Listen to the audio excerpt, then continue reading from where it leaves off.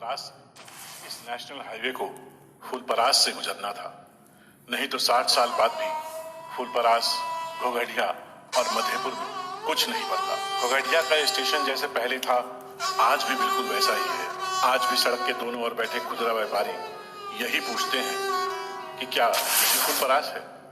यहाँ कहाँ विकास है? जहाँ भी चले जाइए बिल्कुल गरीबी का मंजर है। न रहने को घर है, न पहनने को कपड़े, बेरोजगारी मुंह खोले खड़ी है। इस विधानसभा की लगभग आधी आबादी बेरोजगार है। बात पीने के पानी की हो या शौचालय की, सरकारी योजनाएं फाइल से निकलकर उन घरों तक नहीं पहुंच पाती।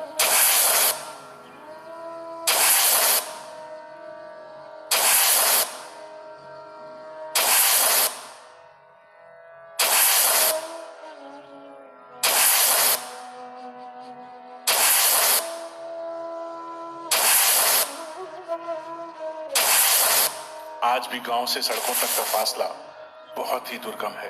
बाढ़ से प्रभावित इस क्षेत्र में विकास ने झांक कर भी नहीं देखा। लोग आज भी नदी नालों से होकर अपने घर तक पहुंचते हैं। भूकंप जैसी आपदाओं से निपटने की योजना भी भ्रष्टाचार के चुंगल में फंस के रह जाती है। ये दरार जो घर की दीवारों पे पड़ती है, दौड़ते दौड़ते एड़ियों में उतर आती है। एक जमाने में मखाना उत्पादन को लेकर राजनीति तो खूब हुई, पर मखाना लगाने वालों का सवाल वही रहा कि क्या यही फुलपरास है? यहाँ कहाँ विकास है? जल संसाधन में आगे होते हुए भी मछली पालन जैसे उद्योग दम तोड़कर रह जाते हैं। मछुआरे हों या हाथ के काम करने वाले मुश्किल से 2 वक्त की रोटी कमा पाते हैं। स्वास्थ्य विभाग की तो जितनी बात कम की जाए उतना ही अच्छा है। न सरकारी डॉक्टर हैं न दवाएं। हार कर बाहर इलाज करने पर मजबूर गरीब और गरीब हो जाते हैं। माँ की गोद में रोता हुआ ये बच्चा वही सवाल दोहराता है कि क्या यही फुलपरास है? यहाँ कहाँ विकास है? पूरा क्षेत्र छोटे और गरीब किसानों से भरा पड़ा है। जहाँ देश में कृषि का यंत्रीकरण हो गया है, वही यहाँ का किसान किसी भी तरह से खेत जोत रहा है। पूरी कृषि व्यवस्था भगवान भरोसे है। कभी बारिश कम तो कभी बहुत ज्यादा। बिजली का तो हाल ही बुरा है। घरों तक आ जाए यही बहुत।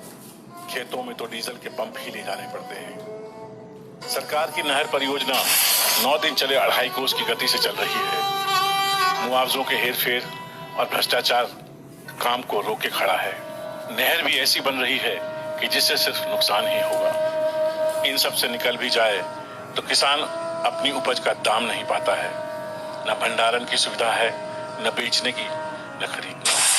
सरकारी खरीद में घोटालों की पोल खुल ही गई है। इस क्षेत्र में मवेशियों की भी कमी नहीं है, पर दूध का उत्पादन ना के बराबर है। वेटनरी डॉक्टर की सरकारी सुविधा मिलती भी नहीं। प्राइवेट नीम हकीमों के हाथ ये बेचारे भी रहते हैं। चारा घोटालों का बोझ झेल चुके मवेशी आज भी टुकुर टुकुर ताक कर हमसे वही पूछते हैं कि क्या यही फुलपरास है? यहाँ कहाँ विकास है? बेरोजगारी से परेशान होकर अगर अपना कुछ रोजगार खोल लेते हैं तो व्यवस्था और बिजली उन्हें बर्बाद कर देती है। आधुनिकीकरण के बाद भी सरकारी बैंकों से अपना पैसा निकलवाने में दम निकल जाता है। इनके एटीएम खाली ढंढनाते रहते हैं।